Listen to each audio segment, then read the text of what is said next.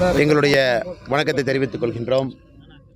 பல்லடம் பகுதியில் மாதாப்பூரில் பாரத நரேந்திர மோடி ஐயா அவர்கள் 27ஆம் தேதி மத்தியானம் 12 மணிக்கு மேலே வர இருக்கிறாங்க.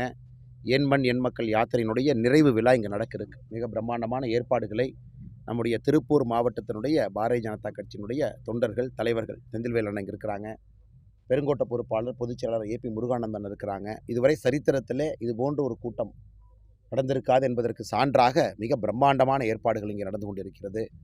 ஒரு மிகப்பெரிய எழுச்சி விழாவாக இது இருக்கும்.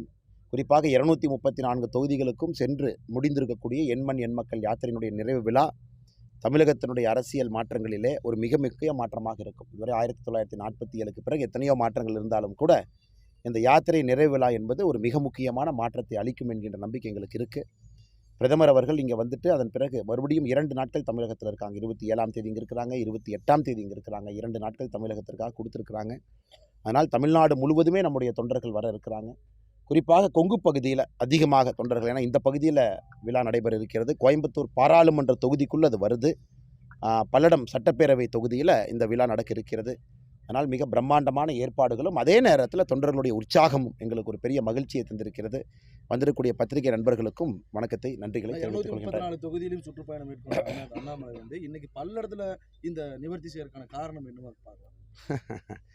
எல்லாம் நம்ம தேர்ந்தெடுக்க எல்லாம் நம்ம மண் தானுங்கன்னா. காரணம், திருப்பூரில் 2 தொகுதிகள் உங்களுக்கு தெரியும்.